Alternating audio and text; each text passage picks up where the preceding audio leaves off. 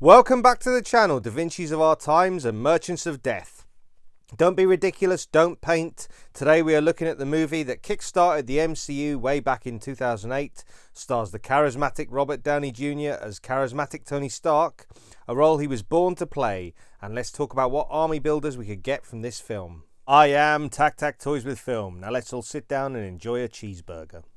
And before I get into our discussion on Iron Man, I'd like to give a shout out to Alex, who's also known as Asura Toy Photography. He contacted me after seeing my Blade 2 video and let me know about his work on Instagram with custom Blade 2 Reaper head sculpts by Oliver Twist Custom 3D. Check out both their work in these awesome pics on Instagram. And if you want me to showcase any of your work relating to movie-based action figures, either customs or ACBA, drop me a message at TacTac Customs on Instagram with a few examples. So Iron Man came out at a time in 2008 when Marvel Comics were on the verge of going bankrupt. Amazing to think that's the case now, that looking at how the entertainment juggernaut the MCU has become. And director Jon Favreau, who also directed The Mandalorian most recently, starred as Happy Hogan, who was the driver of Tony Stark throughout the MCU films. Iron Man introduces us to a technology based Tony Stark, who's a successful manufacturer of weapons technology. And he visits the Middle East for a demonstration of that technology with the US military. He's captured by enemy forces, and this forces him to use his ingenuity to build a Mark I suit of armour to escape his captors.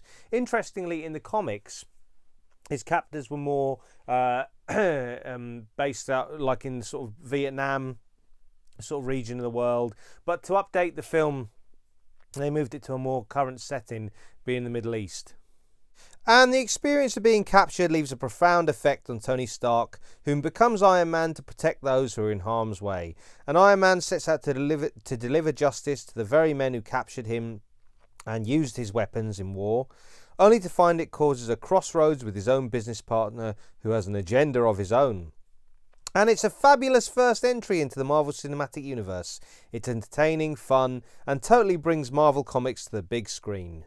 So what are your thoughts on Iron Man? Do you feel it's aged well, or does it seem a bit dated compared to current Marvel MCU offerings? Do let me know in the comments below. So let's throw a little hot rod red into this video and discuss some potential army builders we could get from Iron Man.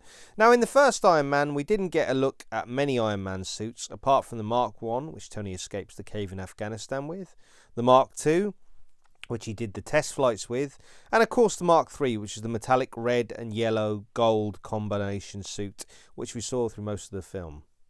All three could feature again in Marvel Legends form as a welcome return in an Iron Man Marvel Legends Army Builders wave. The army builders from this film could actually be the bad guys, the Ten Rings, whom Iron Man could battle on the shelf in a display or some cool battle-heavy pictures. So what are your thoughts on a new Iron Man and some Ten Rings action figures in an army builder Iron Man wave? Let me know in the comments below. And how about a Robert Downey Jr. in casual or smart civilian clothes figure? Pepper Potts and Obadiah Stane in business wear or Ironmonger suit to round out the wave. And for the latest action figure reviews, check out Dan Who Reviews, the Wolfpack Toy Review, Cowboy Collector and Jay's Toy Collection UK. Links in the description below for all of these. And for all the latest film and TV reviews, check out filmandtvreview.com. Link in the description below. Now with added merchandise. Up next in my Army Builder series, I'll be looking at Iron Man 2, a film which gets mixed reviews, but one I actually quite enjoyed myself. And until next time, enjoy those flicks and figs.